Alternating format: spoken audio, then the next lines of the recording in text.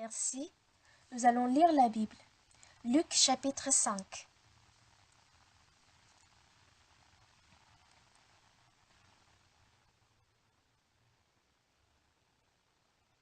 Luc chapitre 5 à partir du verset 1.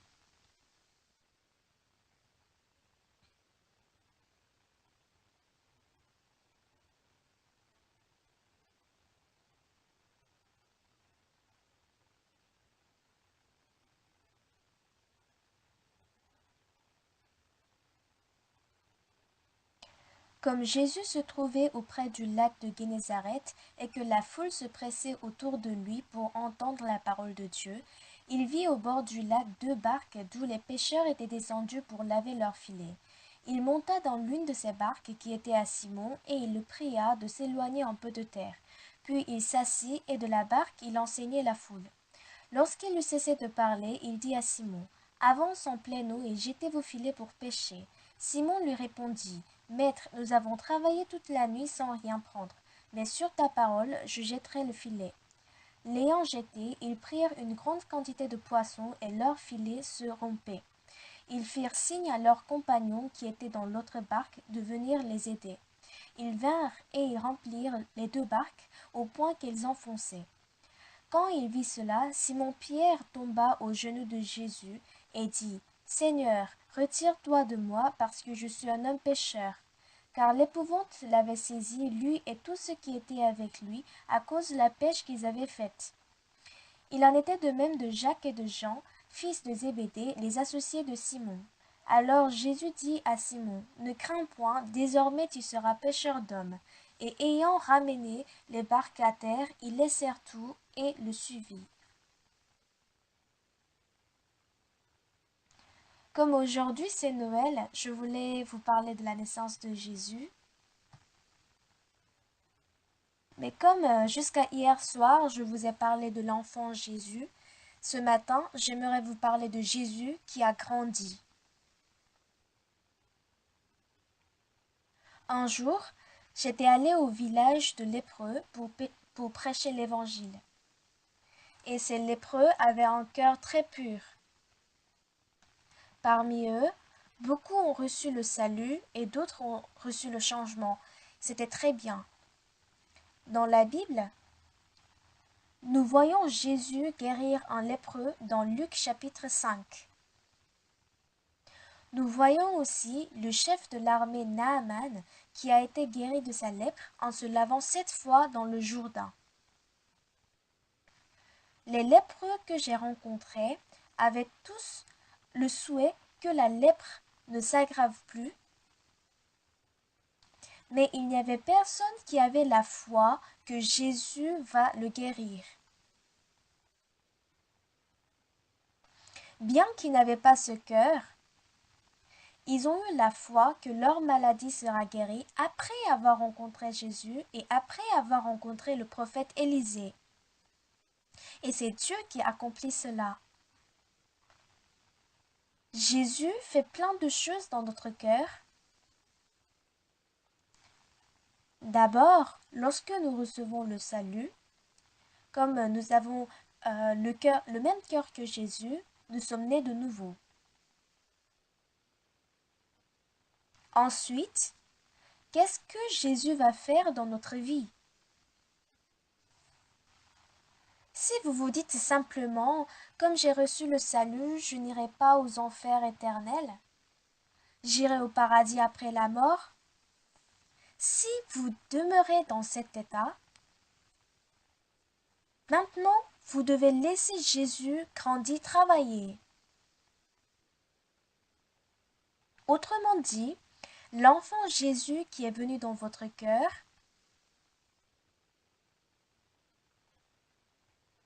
et quand il était petit, il devait voyager de Galilée de Nazareth jusqu'à Bethléem dans le sein maternel. Et après sa naissance dans l'écurie, par la menace d'Hérode, il est allé en Égypte. Quand il était petit, il a été guidé par les autres. Mais après avoir grandi, il vient dans notre cœur et il résout les problèmes auxquels nous faisons face.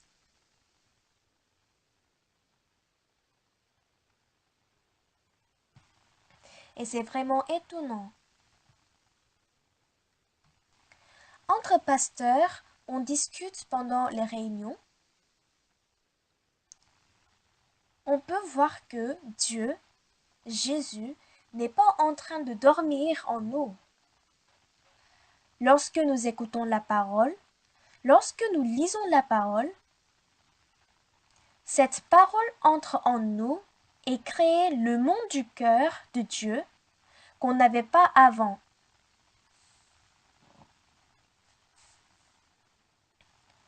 La partie que nous avons lue, Luc chapitre 5, donc lorsque Jésus commence à faire des œuvres de Dieu, ce passage parle de Jésus qui est allé à la mer de Galilée.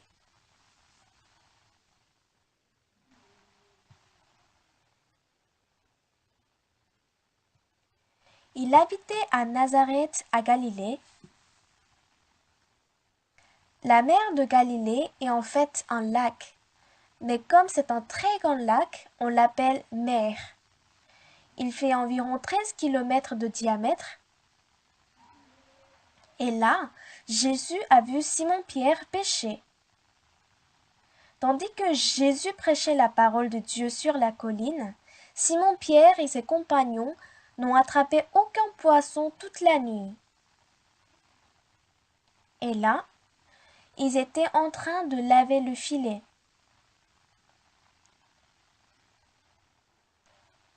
Jésus s'est approché d'eux, puis il est monté dans leur barque. Il a ensuite demandé qu'on s'éloigne un peu de la terre parce que les gens voulaient le toucher.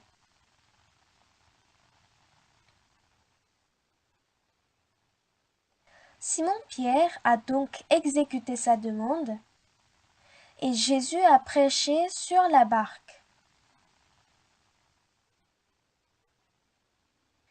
Simon a également écouté la parole de Jésus.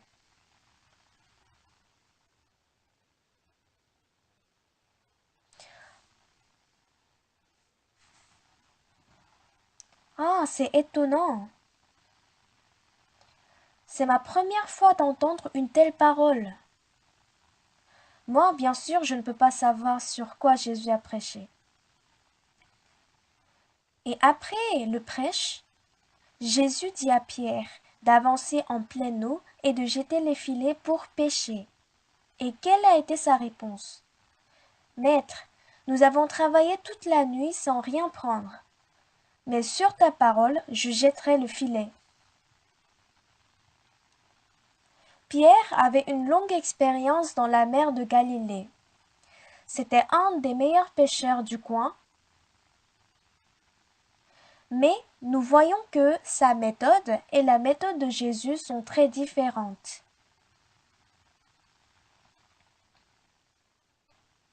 Dans la vie, dans votre vie, si la sagesse de Jésus entre en vous,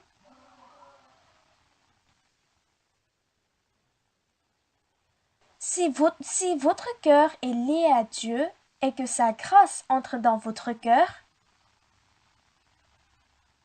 vous pouvez être meilleur dans tous les domaines.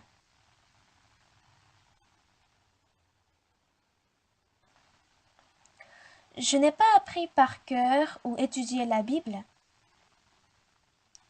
Avant, c'était moi qui lisais la Bible. Mais à partir du moment que Dieu est entré en moi, depuis que Jésus est entré en moi, c'est par lui, c'est grâce à lui que je lis la Bible. Et j'ai bien vu que la Bible m'a conduit dans un monde qu'aucun humain n'est imaginé, qu'aucune pensée de l'homme ne peut atteindre.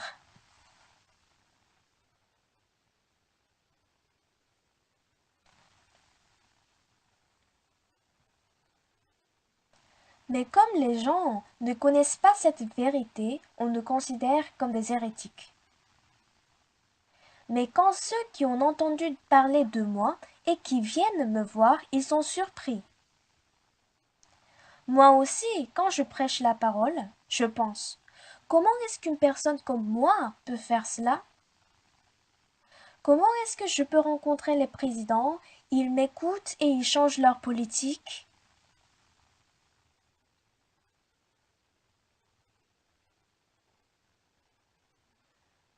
Ce que Jésus a demandé à Pierre n'était pas autre chose que d'avancer en pleine eau et de jeter les filets pour pêcher. Pierre, il connaissait beaucoup de choses sur la mer et de la pêche. Il pouvait se dire qui connaît mieux que moi. Mais cette nuit-là, le Seigneur voulait lui apprendre une chose merveilleuse. Tu penses que tu es le meilleur pêcheur de la mer de Galilée, mais non. C'est pour lui apprendre cela que Pierre n'a pu attraper aucun poisson toute la nuit. Pour mettre la différence entre ce qu'il fait et ce que Jésus fait. Tous les efforts pendant toute la vie ne peuvent pas enlever même un peu de péché, ne peuvent pas nous donner le salut. C'est le Seigneur qui lave nos péchés. Notre cœur peut être blanc comme la neige. Ce n'est pas seulement pour le pardon du péché. La vie en Jésus est incomparable à la vie qu'on mène par notre sagesse, nos méthodes et nos efforts.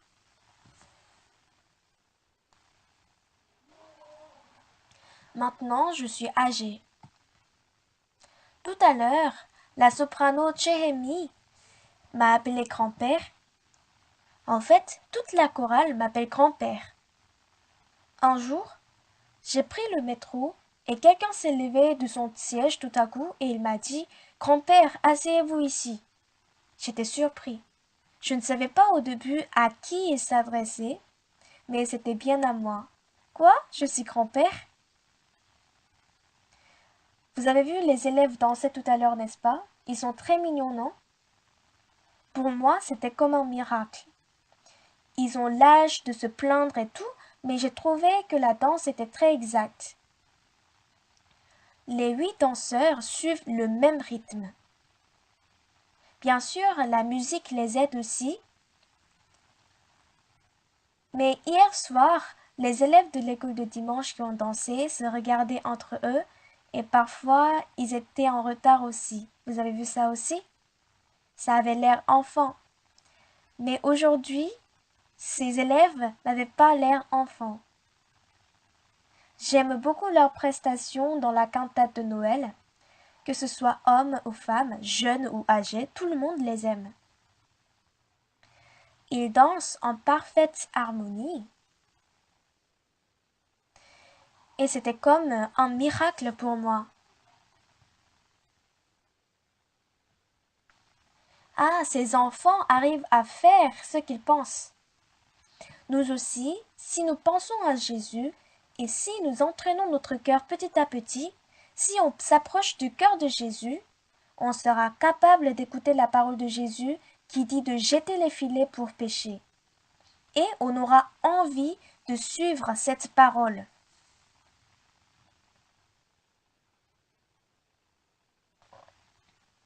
Les gens spirituels sont habitués à vider leur cœur.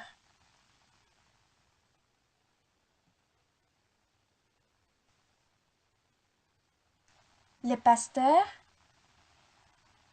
le problème entre les pasteurs, c'est quoi? S'ils prêchent les 12 mois de l'année et que personne ne reçoit le salut, c'est un problème, bien sûr. Mais le problème le plus grave, c'est d'avoir confiance en soi qu'ils sont en train de bien faire. Lorsqu'on reçoit le salut et qu'on pense qu'on fait bien, Satan nous dit « Oui, tu es bien ». Et il veut qu'on approuve cela dans notre cœur. Tu prêches très bien. Tu prêches bien la parole. Tu pries bien. Tu comprends bien la Bible.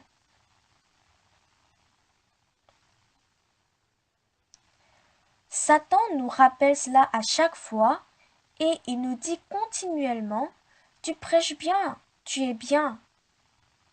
Et nous approuvons « Ah oui, je suis bien ».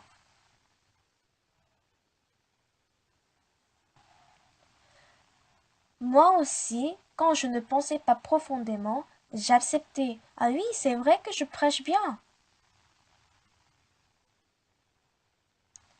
Si j'accepte ce cœur, je ne peux que répondre à Satan quand il me dit tu es bien. Pourquoi? Parce que j'ai consenti. Ainsi, les gens deviennent orgueilleux et ils se dépravent. La raison fondamentale de la dépravation des pasteurs, c'est ça. Pour ne pas se donner à cela, on leur apprend à l'école de mission que nous ne sommes rien, que nous n'avons que le péché et le mal. Cependant, si on est déjà sûr de soi-même, on ne peut plus entendre ce que les autres nous disent.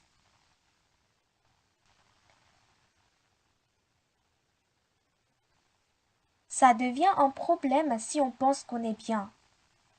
Même si quelqu'un est bien, même si Satan lui dit tu es bien, tu prêches bien la parole, il doit savoir dire non, Satan. Avant de recevoir le salut, j'avais beaucoup de défauts. Je ne prêchais pas bien, je n'évangélisais pas bien.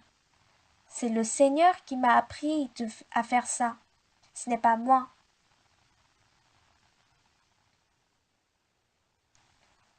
La plupart des gens ne peuvent pas dire cela. S'ils se considèrent être bien, il est difficile d'écouter les autres.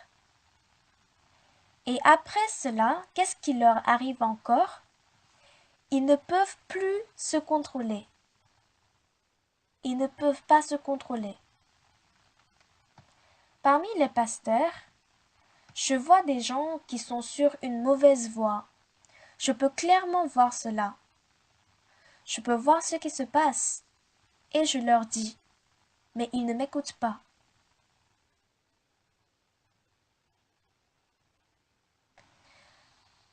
Même si je leur dis quelque chose, ils disent oui, oui, j'ai compris, mais en réalité, ils n'ont pas compris, alors qu'ils ont répondu.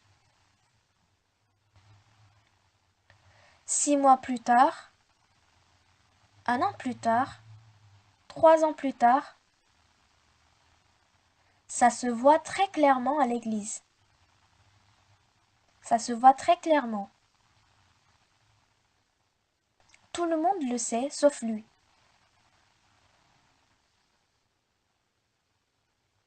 Ce que Dieu demande à Pierre, oui, tu as tes opinions, tu as tes pensées, des expériences, des connaissances également, je sais. Mais c'est moi qui t'ai créé.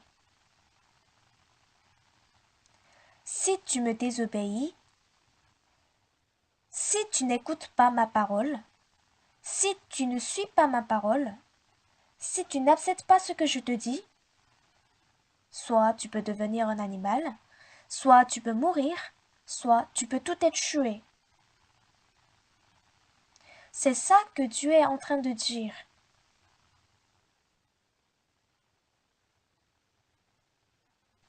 Jésus a parlé de ce problème lorsqu'il a appelé Pierre. Pierre a travaillé toute la nuit sans rien prendre. Le jour d'avant, il a bien pêché, mais bizarrement, ça ne marchait pas ce jour. Jésus monte dans son bateau pour prêcher et Pierre l'écoute. Avance en pleine eau et jette les filets pour pêcher. Je pense pas, je ne suis pas d'accord. Jeter les filets en pleine eau? Non, ça se fait pas, je pense pas. Moi, je pense pas qu'on jette le filet en pleine eau pour pêcher, mais Jésus me dit de le jeter. Il hésite, puis il arrive à abandonner ses pensées et suivre la parole de Jésus.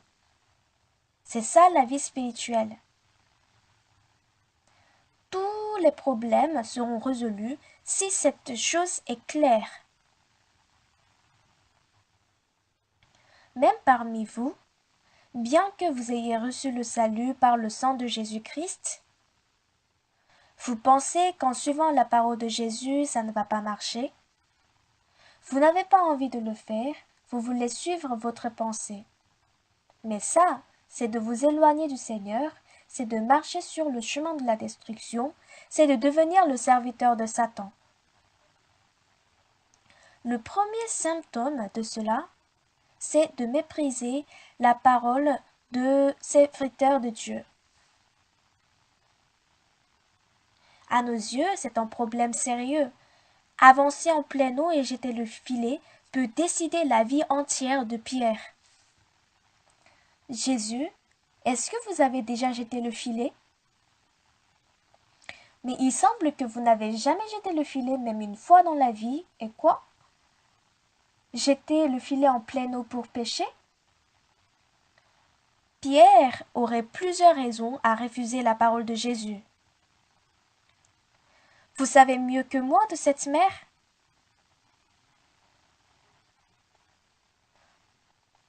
Vous savez où sont les poissons le petit matin et la nuit? C'est pourquoi le Seigneur fait échouer toutes les expériences que Pierre a eues jusque-là. Parfois, il arrive que vos affaires ou d'autres choses ne marchent pas bien. C'est parce que Dieu veut travailler. Tu as bien travaillé jusque-là, non? Cette fois-ci, je vais le faire. Parfois, il arrive qu'on pense: ah, j'étais bien à l'armée. J'ai bien mené mes affaires. Cependant, Dieu place sa parole au-dessus de notre opinion, au-dessus de notre connaissance et de nos expériences.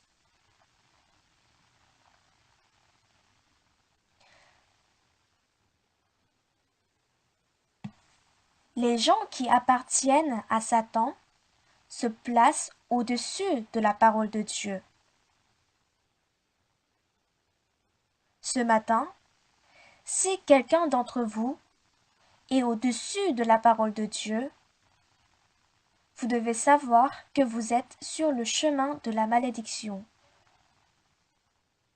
Vous pouvez ignorer ceci, mais c'est une question très importante.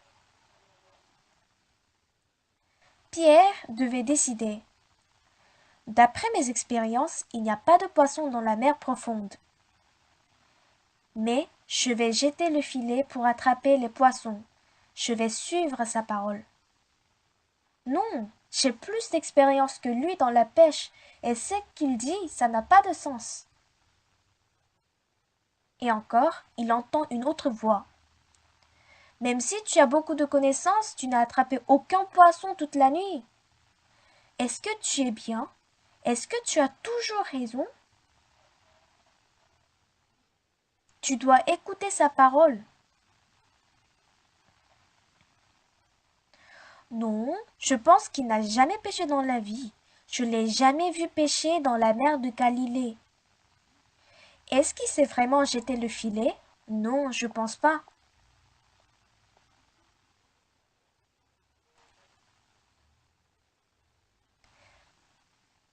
De cette manière, beaucoup de gens hésitent. Ils hésitent.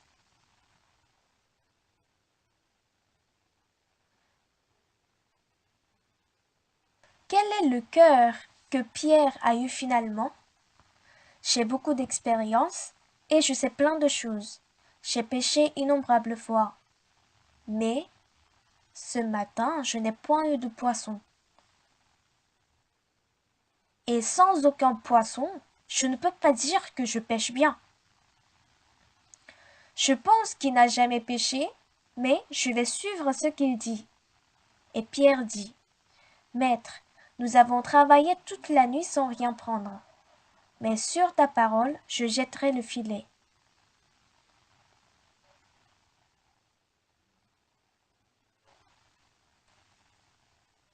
Devant la parole de Jésus, il abandonne ses expériences, ses efforts et tout ce qu'il savait, et il a pris la parole de Jésus.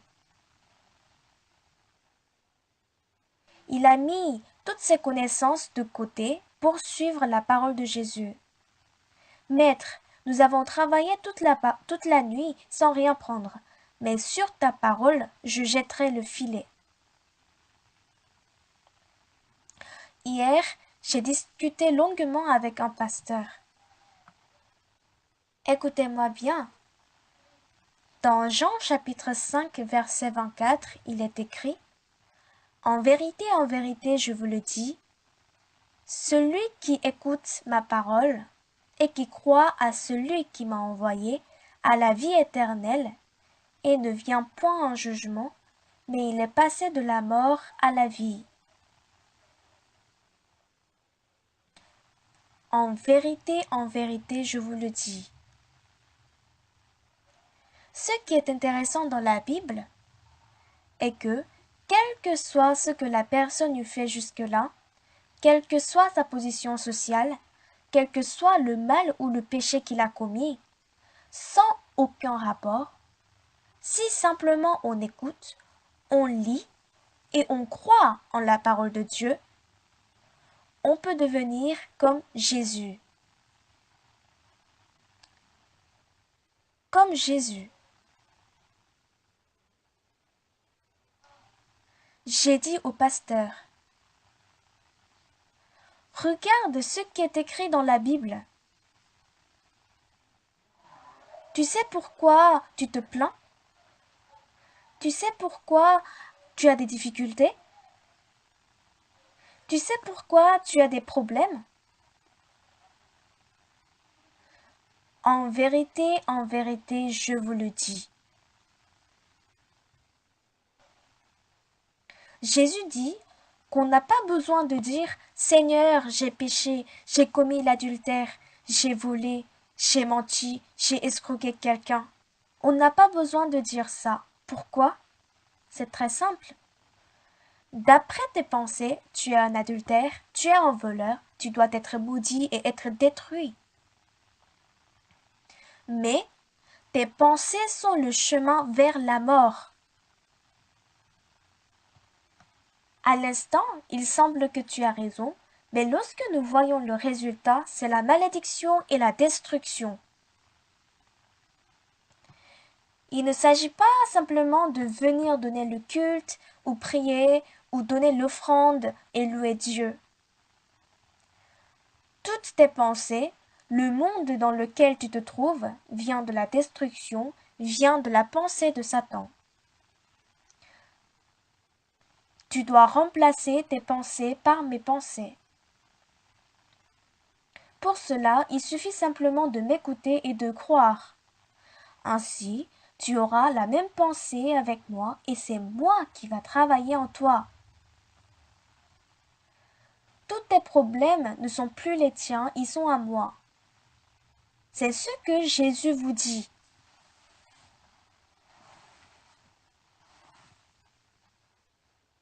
Quel que soit votre péché, votre maladie, votre problème. Chers frères et sœurs, nous sommes en train de parler de la parole de Dieu qui est merveilleuse. Cette parole est bel et bien la parole de Dieu. En elle, il y a la force de Dieu qui a créé les cieux et la terre, qui a ressuscité Lazare de la mort, qui a guéri les lépreux et les malades. Dans cette parole, il y a la puissance qui peut résoudre tous nos problèmes. En vérité, je vous le dis,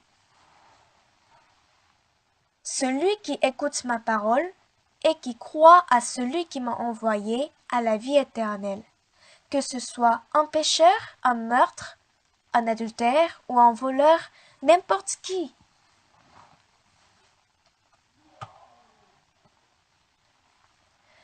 N'importe qui.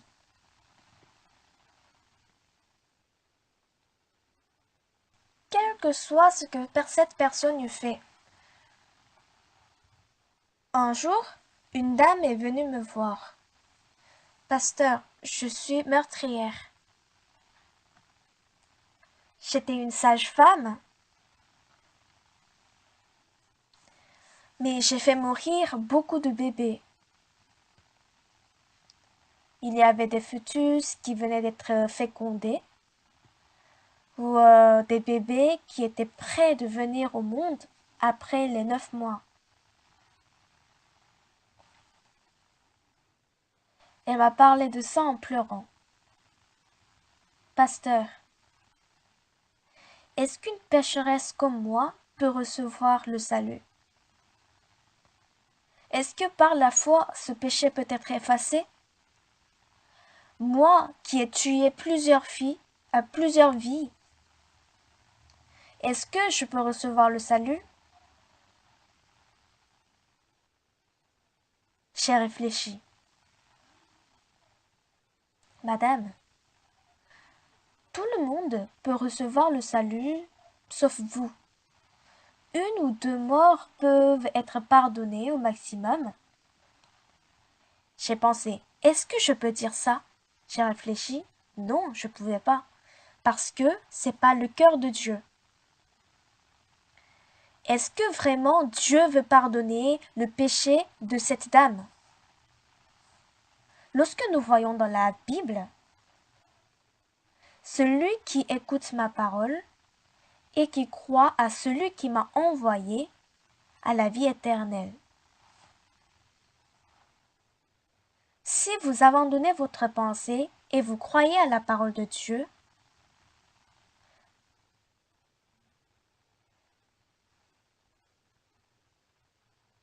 Dieu travaille.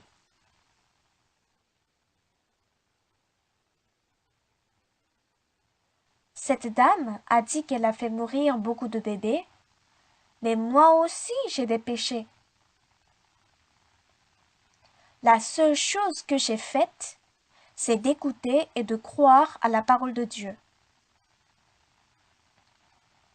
Une des œuvres que Satan fait en nous, c'est de conduire notre cœur dans un sens opposé de la parole de Dieu. Je pense que lui, il n'a jamais il n'a jamais attrapé des poissons. Le fait de jeter le filet en pleine eau va me donner des poissons? Non, c'est pas possible.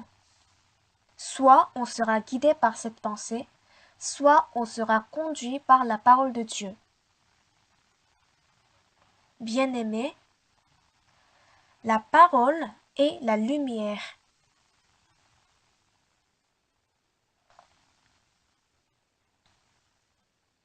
C'est pourquoi, si vous n'avez pas votre cœur devant cette parole, votre cœur s'obscurcit. Par contre, quelle que soit l'obscurité dans laquelle vous vous trouvez, si la parole se place dans votre cœur, les ténèbres s'en vont. Pierre a pensé qu'il devait l'écouter. Beaucoup de gens pensent d'abord si ce qu'il dit est conforme à leur pensée ou pas. Et si c'est différent, ils ne veulent pas suivre et ils poursuivent leurs propres pensées. Cependant, ceux qui sont réellement sages, ceux qui reçoivent la bénédiction de Dieu, quelle que soit leur pensée, ils croient en la parole de Jésus.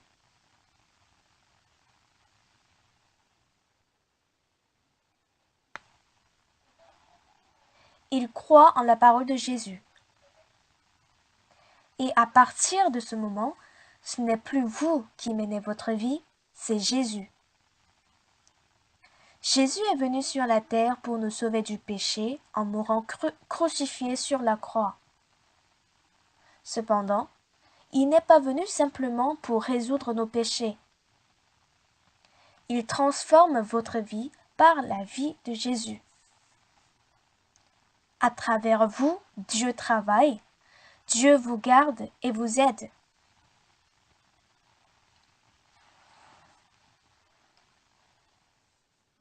Lorsque j'étais à Taegou, on était très pauvres. Et en ce moment-là, il y avait une sœur à l'église.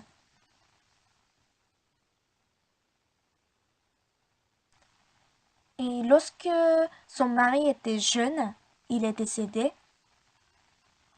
Cette sœur avait deux filles et sa fille aînée a même âge que moi.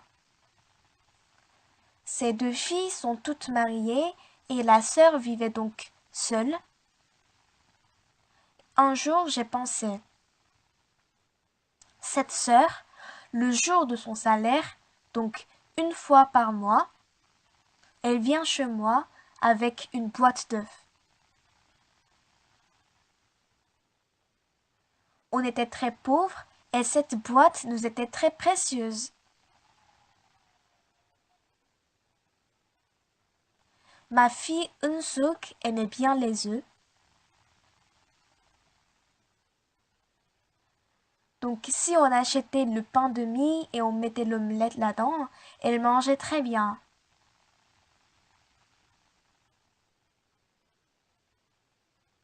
Le temps a passé et maintenant on n'a plus de difficultés à cause de la nourriture.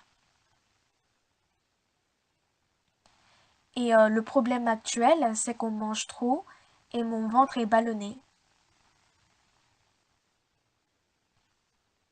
Un jour, j'étais assis et j'ai pensé à cette sœur et j'étais très très reconnaissant.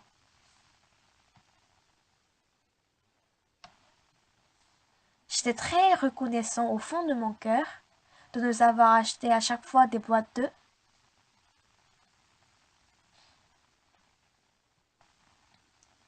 Donc je voulais lui dire merci. Je suis désolée, mais les pasteurs sont un peu orgueilleux, moi aussi. Et le pasteur le moins orgueilleux est le pasteur Oh Young-il. Son nom en coréen, Oh c'est 5, Young 0, puis Il c'est 1. Donc ça donne 5, 0, 1. Son nom commence par un 5, puis c'est 0, c'est-à-dire nul, et ensuite 1. Ça veut dire qu'il est vraiment pas orgueilleux parce qu'il n'y a personne qui s'appelle 000. Si son nom de famille de ce pasteur était Lee, au lieu de, donc 2 au lieu de 5, il aurait été plus humble. Mais c'est bien quand même, il s'appelle Ouyang-il. Donc, les pasteurs sont parfois arrogants, et je le remarque souvent. Parfois, je me dis, ah, j'étais vraiment arrogant. Ce frère aurait senti ça de moi. Moi qui suis pasteur si orgueilleux, est-ce que je suis vraiment pasteur? Donc, en ce moment-là, je n'étais pas habituée à dire pardon, je suis désolée ou merci, merci beaucoup.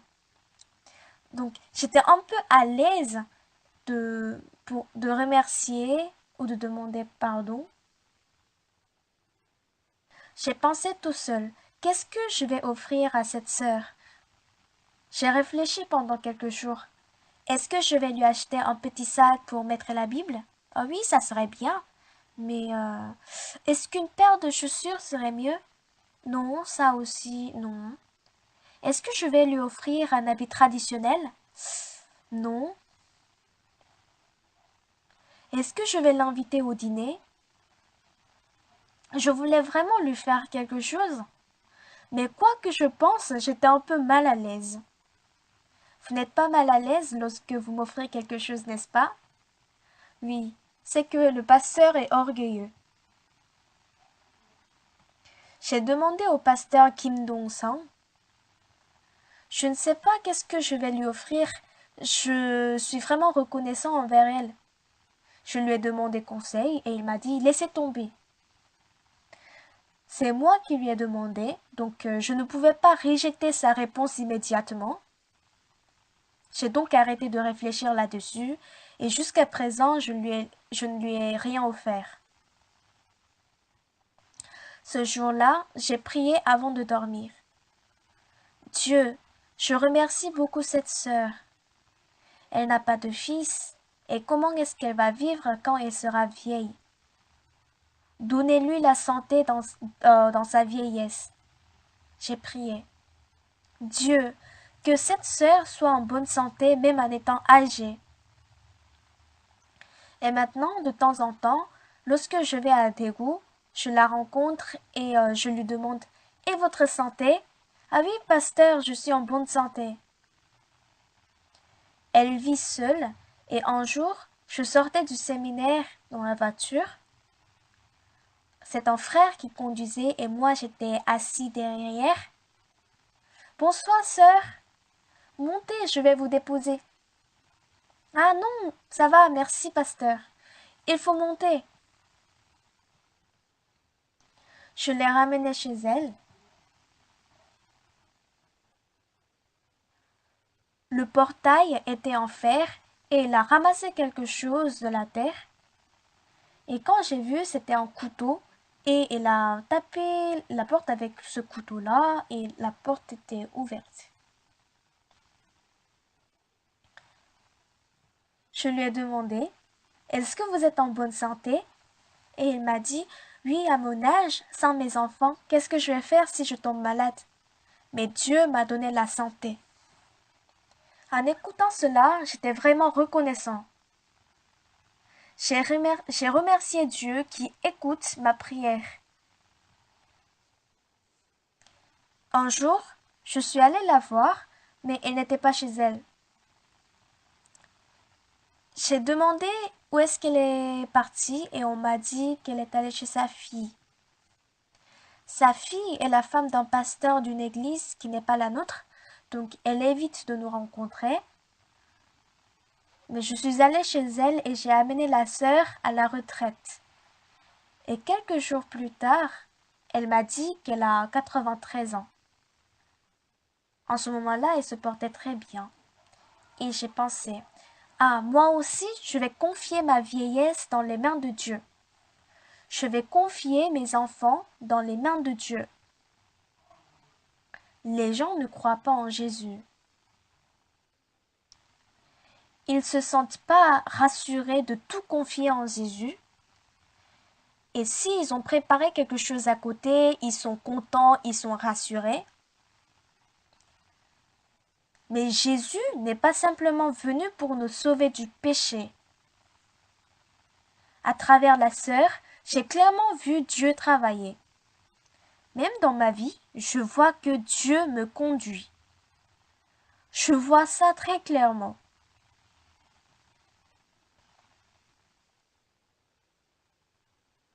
Lorsque Marie allait de Nazareth à Galilée jusqu'à Bethléem, Jésus était dans son ventre. Et quand Jésus est né, Marie devait le porter dans ses bras pour aller et revenir de l'Égypte. Jusqu'en ce moment, Jésus était conduit par Marie, mais maintenant, c'est l'ère de Jésus où il nous conduit dans notre vie.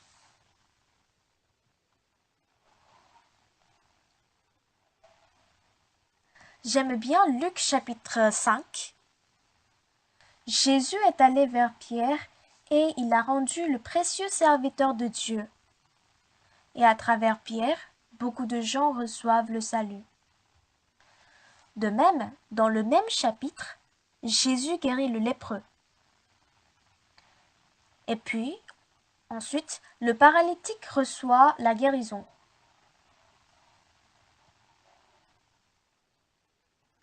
Quel que soit le problème que vous avez ce matin, Jésus peut le résoudre. Il peut tout résoudre. Et il aimerait être notre Seigneur pour prendre la responsabilité. Simplement, la question qui se pose, c'est est-ce que tu vas suivre tes pensées ou tu vas suivre Jésus? En vérité, je vous le dis, celui qui écoute ma parole et qui croit à celui qui m'a envoyé, je suis devenu quelqu'un qui écoute la parole de Jésus. Je suis devenu quelqu'un qui croit en Jésus. Ainsi, tous nos problèmes seront résolus à travers Jésus. Jusqu'à hier soir, nous avons parlé de l'enfant Jésus. Mais maintenant, il a grandi et il est devenu adulte. Lorsqu'il était petit, c'est Marie et Joseph qui devaient le porter. Maintenant, c'est Jésus qui doit nous porter. Ce n'est plus avec nos volontés, mais avec les volontés de Jésus que nous devons vivre. Nous devons être guidés par Jésus. Ne vous trompez pas, il n'y a personne qui peut bénir notre vie comme lui. Personne. Ne soyez pas trompés. Personne ne peut conduire votre vie par la gloire et par la bénédiction.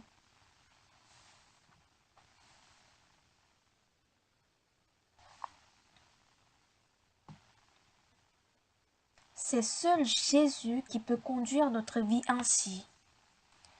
C'est pourquoi, lorsque nous servons Jésus, lorsque nous croyons en lui, il guide notre famille, nos enfants, notre vieillesse et notre avenir. C'est en ce moment que notre vie est la plus valeureuse. Bien-aimés, ne croyez pas simplement que Jésus a lavé notre péché. Croyez également qu'il a pris la responsabilité de notre vie. Aux yeux de Pierre, ce n'est pas vrai de jeter le filet en pleine eau. Je pense que moi j'ai raison. Je pense qu'on doit faire comme ça pour que ça marche. Mais la plupart des pensées que nous avons en nous viennent de Satan. C'est pourquoi nous devons réfléchir profondément afin de distinguer si cette pensée est conforme à ce que dit la Bible. Nous devons le savoir à travers la Bible.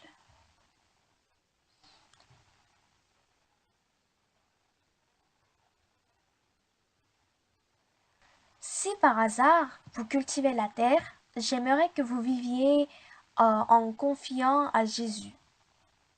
L'année passée, en printemps, j'étais allée à Sangju pour donner le culte d'inauguration de notre église.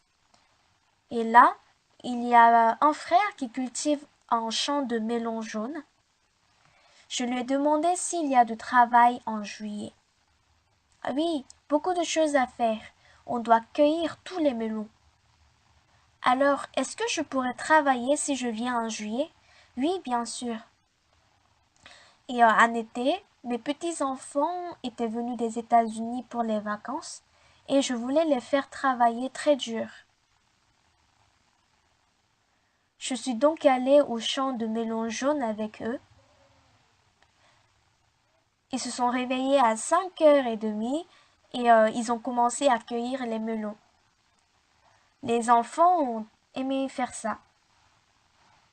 On leur a appris de ne pas marcher sur les tiges, comment cueillir, et après avoir appris cela, ils ont commencé à cueillir.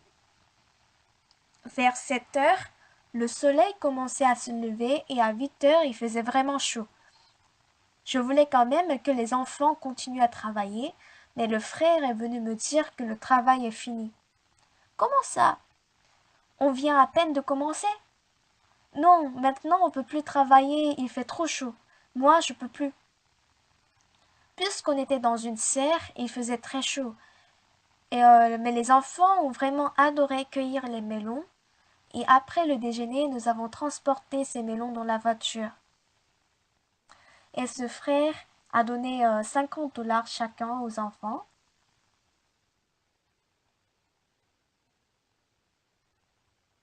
Cette année également, nous y sommes allés. Ce frère a reçu le salut et il m'a raconté son histoire. Que lui, il était un libertin, mais c'est son père qui a reçu le salut le premier.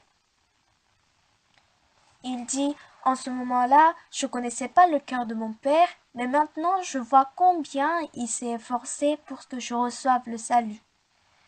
Et il a ajouté que la meilleure chose qu'il a faite dans sa vie, c'est de recevoir le salut avant la mort de son père. Et son père est décédé dans la joie. Il a commencé à cultiver des melons et il a dit qu'il a fait l'offrande de 25 000 dollars pour la construction de l'église, mais il a tout remboursé grâce à la culture des melons. Il cultive très bien. À Sangju, il y a beaucoup de gens qui cultivent les melons, mais ces melons sont les meilleurs. Le carton qu'il vend est plus cher que celui des autres de 10 dollars, mais tout le monde veut acheter les melons de ce frère. En hiver, à cause de froid, toutes les plantes de melons sont mortes, mais les plantes de ce frère ont survécu. Ce frère avait en fait sémé la courge d'abord, ensuite il a sémé les melons. Puis il a greffé les tiges de melon avec les racines de la courge. Les tiges de melon sont résistantes alors que ses racines sont faibles. Mais comme ces tiges sont greffées à la racine de courge qui est résistante, ils ont pu surmonter le froid. Et tout le monde était surpris. Et les gens ont demandé comment est-ce que vos melons ont surmonté l'hiver? Est-ce qu'il y a des engrais contre le froid? Ainsi, les gens du quartier venaient apprendre chez lui. Il a même mis une salle de formation. Il apprend aux gens la culture des melons, puis il prêche la parole. Plusieurs personnes ont reçu le salut. Il dit à son fils de venir cultiver les melons après l'université. Je pense que c'est grâce à ce frère que le melon de Sangju est si bon. C'est incomparable avec les autres melons. Il m'a raconté comment Dieu lui a donné la sagesse. Que faites-vous actuellement? Est-ce que vous cultivez? La sagesse de Dieu devance votre sagesse. Si vous abandonnez votre pensée et si vous acceptez la parole de Dieu, la sagesse de Dieu entre en vous. Que faites-vous? Vous travaillez dans un restaurant? Alors travaillez par la sagesse de Dieu. Vous êtes pasteur? La sagesse de Dieu est incomparable à notre sagesse. Vous êtes commerçant? Vous êtes homme d'affaires? Quoi que vous fassiez, la sagesse de Dieu est incomparable à notre sagesse. En Chine, il y a un frère qui a une industrie domestique. Il vend du yaourt.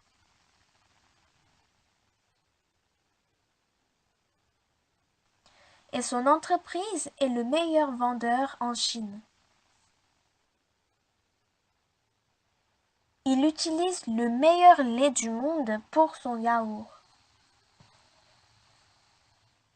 Il ne fait pas confiance aux vendeurs du lait, donc maintenant, il a sa propre ferme et c'est là qu'il prend tout le lait qu'il a besoin. Pour avoir un bon lait, il commence par un bon aliment des animaux. La manière de nourrir les vaches sont différentes aussi.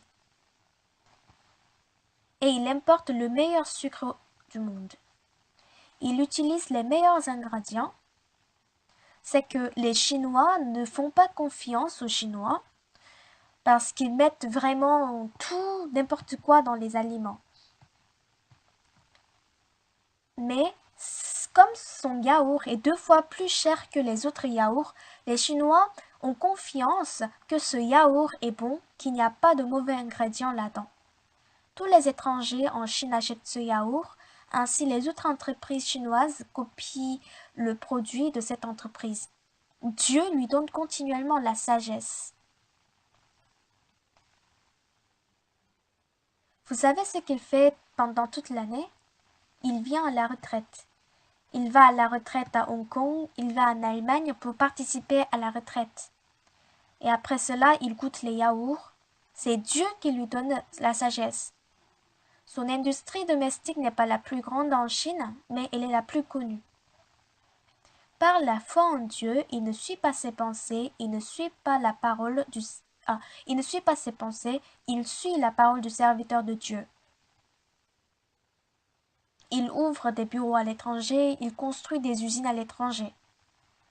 Ce qui est étonnant est que, en allant à la retraite, en voyageant à l'étranger, il fabrique un nouveau yaourt.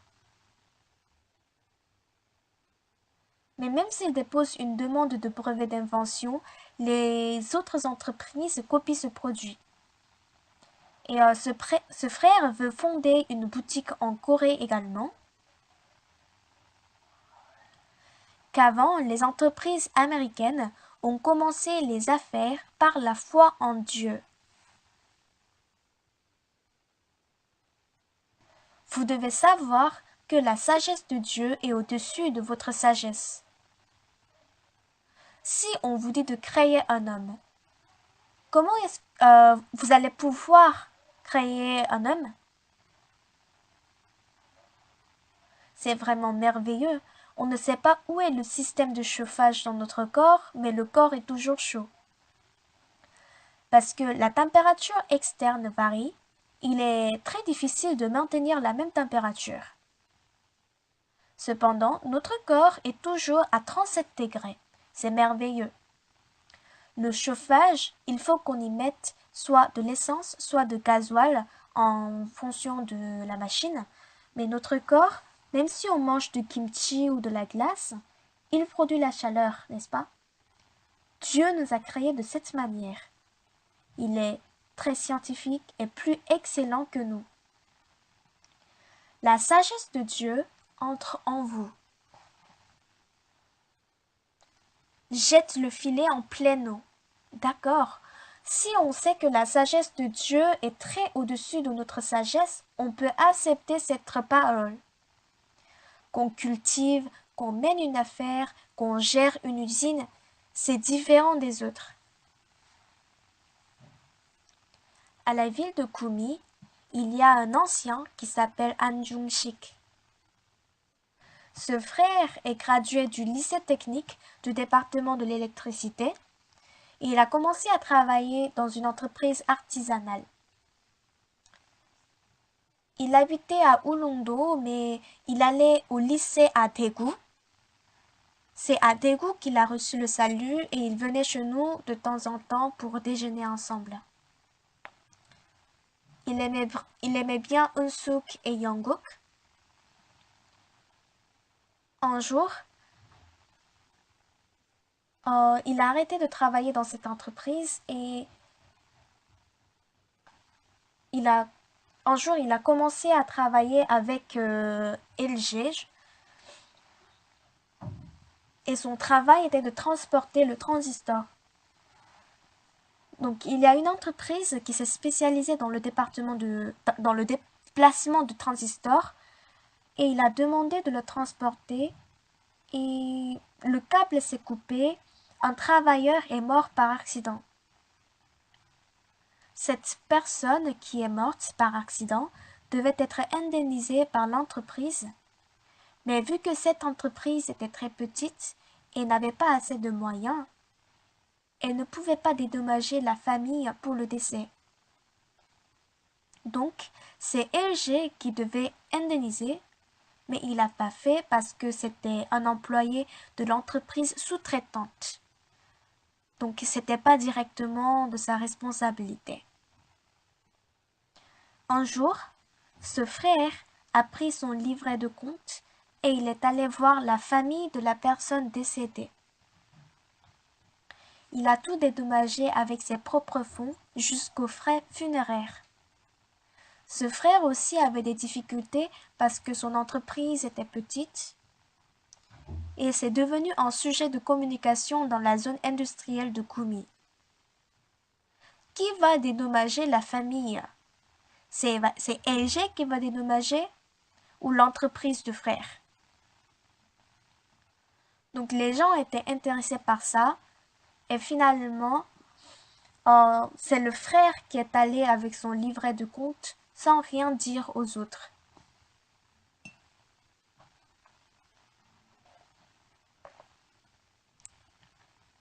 Il a tout indemnisé jusqu'aux frais funéraires. Les gens ont appris cette nouvelle et ils ont commencé à parler de ça aussi. Et tout le monde disait, si on donne un travail à Monsieur Anne, il prend entière responsabilité et il fait tout. Et après cela, la Corée est entrée sous le contrôle du Fonds monétaire international. À cause de cela, il y avait vraiment peu de travail, mais tous les travaux de l'électricité, on les donnait aux frères Anne. Parce qu'ils travaillent exactement, très clairement, et quel que soit l'accident qui se produit, il prend la responsabilité. C'est-à-dire, il dédommageait toute perte. À partir de ce moment, les gens disaient appelez Monsieur Anne, appelez Monsieur Anne. Je pense que c'est ça la sagesse de Dieu. La plupart de vous pensent que vous êtes sage, même si vous ne dites pas directement que vous êtes sage. Mais comparé à la sagesse de Dieu, vous n'êtes rien. Jusqu'à hier soir, Jésus était bébé, mais maintenant non. C'est celui qui a pris la responsabilité de notre vie. Servez-le. Faites-le prendre la responsabilité de votre famille, de votre vieillesse, de vos enfants, de tout. Servez-le de tout votre cœur. Je crois qu'ainsi, votre vie sera vraiment, vraiment bénie. Nous allons prier.